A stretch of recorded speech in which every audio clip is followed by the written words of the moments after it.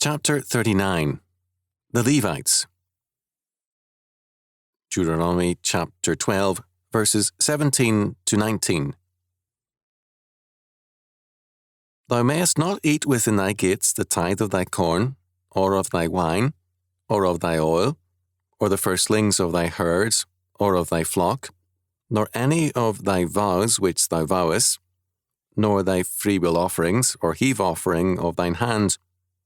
But thou must eat them before the Lord thy God in the place which the Lord thy God shall choose, thou, and thy son, and thy daughter, and thy manservant, and thy maidservant, and the Levite that is within thy gates.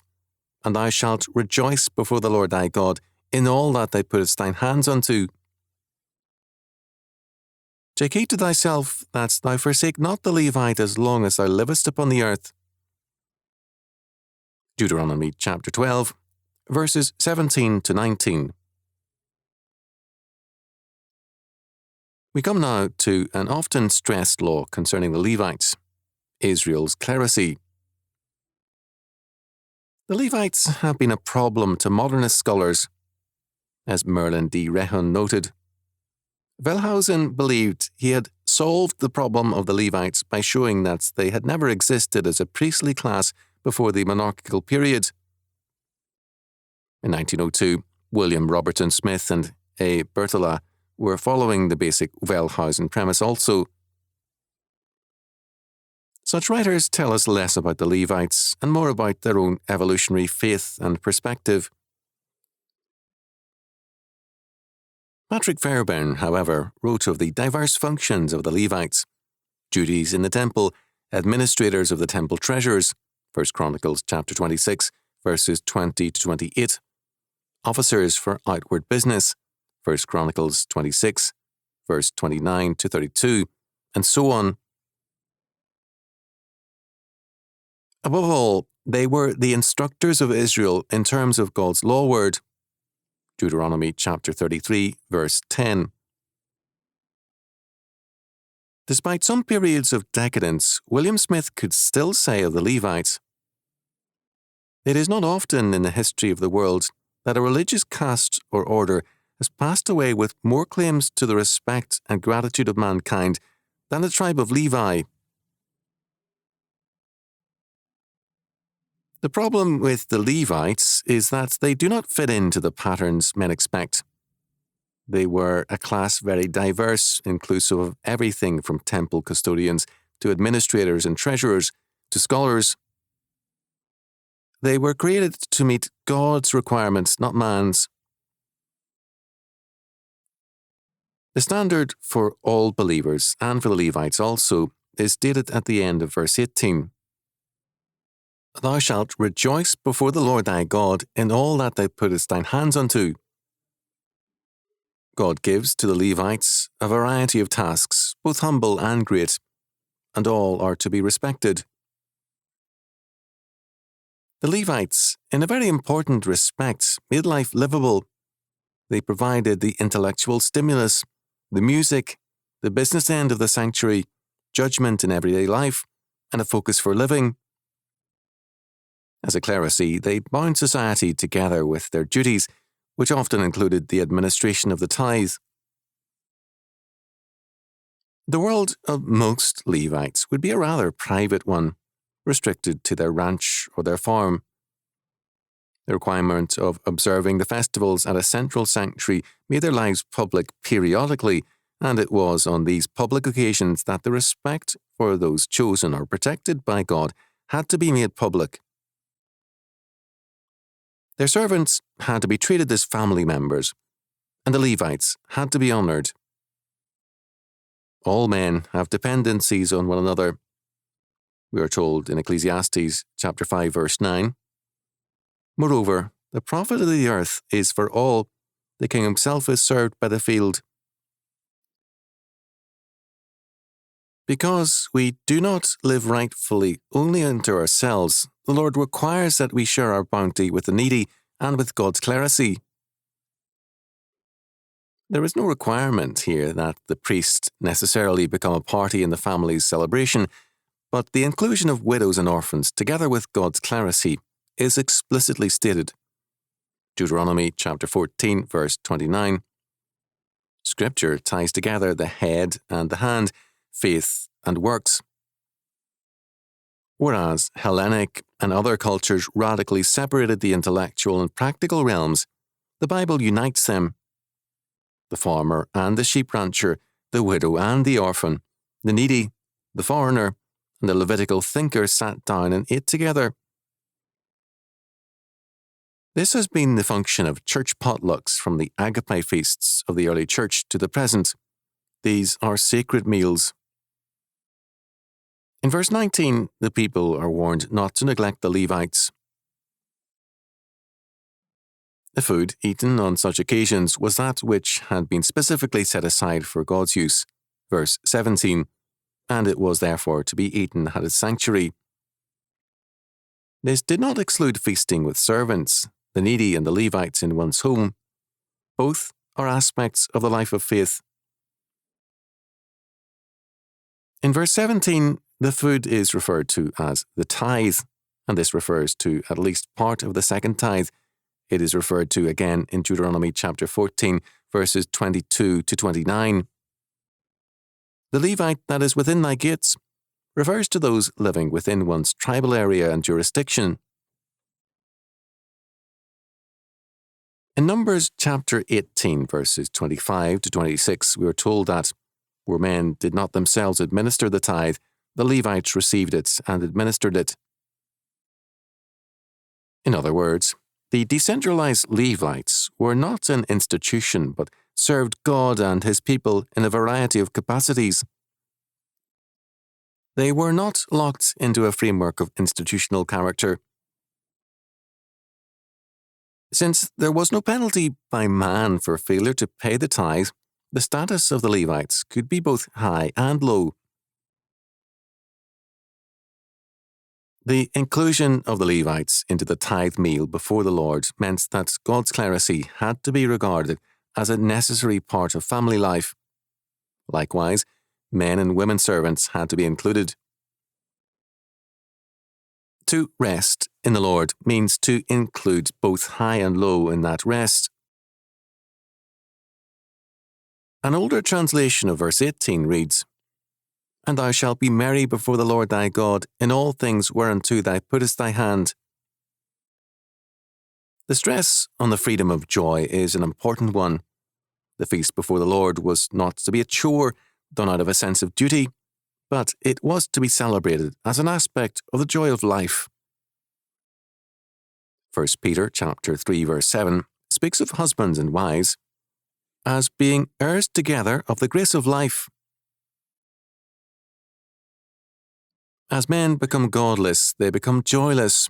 The song departs from life to be replaced by an unending hunger for noise and activity to cover the barren and empty lives of men. It is after this command to rejoice or make merry before the Lord that we have the warning to forsake not the Levite as long as thou livest upon the earth. Verse 19. Man's peace with God requires faithfulness to his law word. To neglect the Levite, God's clerisy, is to reduce one's vision. According to Proverbs chapter 29, verse 18, where there is no vision, the people perish, or is made naked. But he that keepeth the law, happy is he. Vision comes from the faithful interpretation and application of God's revelation. We need God's clerisy to interpret the times in terms of God's revelation. The bonding of society from the needy to the leaders is here set forth, and it is in terms of God and his covenant.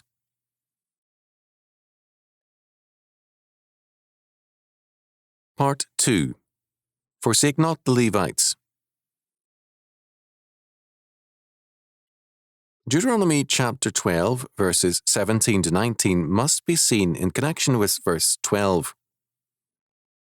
And ye shall rejoice before the Lord your God, ye and your sons, and your daughters, and your men servants, and your maidservants, and the Levite that is within your gates, forasmuch as he hath no part nor inheritance with you. The law requires that 3 groups of peoples be remembered by the faithful in their rejoicing before the Lord. These are, first, the needy, that is, widows and orphans, the poor, the aged without families, and so on. Second, aliens or strangers who are residents in the land are to be included. And third, the Levites, God's clerisy. In the early church, the agape feasts were one aspect of this practice. In time, the church forbade their continuation. They had been church potlucks, to use a contemporary term, held after services at First Weekly. They were finally banned by church leaders because they had become disorderly and drunkenness had been common and disruptive. This fact is important. Charity is never an easy matter. The poor and the needy are not thereby to be classified also as the good. Such they can be, but they can also be greedy, sinful, lazy, and exploitive. The church, then, besides extensive charities in various ways, urged the needy to place themselves at the church door to receive alms. The rationale was that churchgoers would know who the local freeloaders were and who the truly needy, crippled, or otherwise unfortunate neighbours were. Churchgoers were familiar with the local people who were God's poor and those who were rogues. This practice faded after the Reformation and with the rise of state controls on begging, on the migration of the poor from one district to another, and so on. No satisfactory plan has been developed since then. What is clear in biblical law is that, first, poor relief is to be from person to person. It is not institutional, but personal. This means that those who are fraudulent and shiftless are excluded by their neighbours, who know their nature. Second, it is local in character. The people in each community know the nature of the people therein. They and the local charitable groups they create know the people they deal with, and this makes exploitation less likely. Third, however else the charitable help was rendered, in rejoicing before the Lord, the needy were included in the family meal in order to unite the rich and poor in the Lord. This points to the fourth aspect of biblical laws concerning charity. They were not essentially charity, but religion in action. The fundamental unity of faith in the Lord means that the rich and the poor are alike his family. This is a fundamental ecumenicity, not of institutions, but of believers. This common meal, perhaps at best once a year, usually the third year, was simply one aspect of many whereby the poor were to be helped. Others included outright gifts, cleaning, interest-free loans, and more. There is still another aspect to these feasts of rejoicing. Servants and employees were to be included. In the earlier years of the 19th century, this practice in the United States meant that workers at a man's store or factory had Sunday dinner with their employer. This in time disappeared to be replaced by an echo of it, the company picnic, or sometimes dinner. Servants were to be regarded as family members. Again, we see that the purpose is far more than charity. It is community. This makes clear the purpose. It is the unity of society. When the state replaces the community, this leads to the bureaucratization of life. The state destroys the familistic authorities of life, and there is then a need for a bureaucracy to replace the natural authorities of our world. The obligation to centre the eating of communal offerings in the sanctuary means that the religious character of all charity is not to be ignored. The motivation is not primarily human need, but community in the Lord. The feasts is no ordinary eating, but a form of communion The Levites had to be included because their presence made clear the religious nature of the meal, but this is not all. As Samson Raphael Hirsch pointed out, the people of Israel were largely engaged in farming sheep and cattle, and it would have been easy for them to view the Levites as unproductive and useless.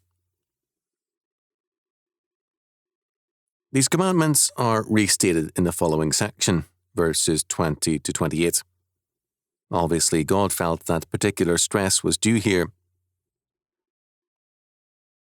Consider the differences between those gathered around the table at the sanctuary, the farmer or rancher, reasonably successful and prosperous, the poor and needy of the community, and then the Levite or Levites, the scholars of Israel.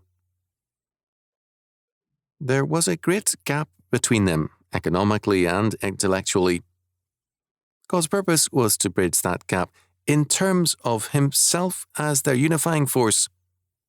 All were to see in one another fellow members of the covenant. The sacramental nature of a common meal is clearly evident.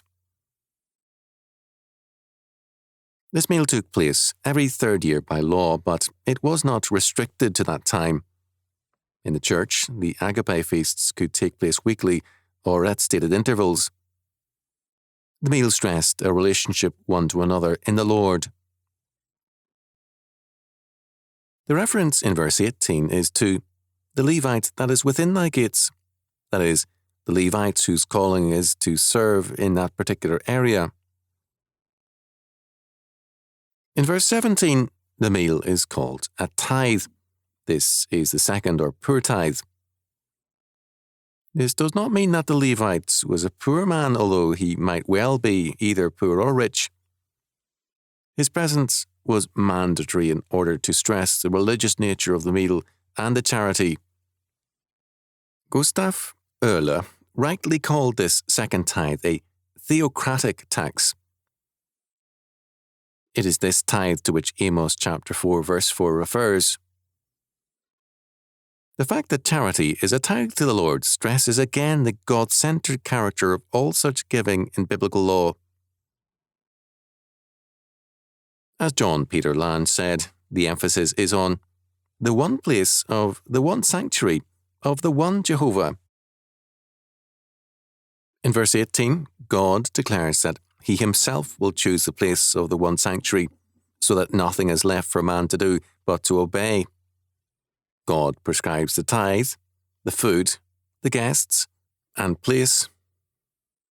For man, He prescribes obedience. This order concludes by requiring that the Levites be always present. Thus, at every point, God commands what we are to do. At the same time, this is a festival, a time of thanksgiving. Thanks are given to God, not only for His bounty which makes the feast possible, but also for the commandments which keep us on the pathway of righteousness or justice. We do not thank God because we have prospered on our own, but because we, by His grace and law, have been blessed and guided into better ways. We are to forsake not the Levites, because they are our instructors in the way God prescribes for us.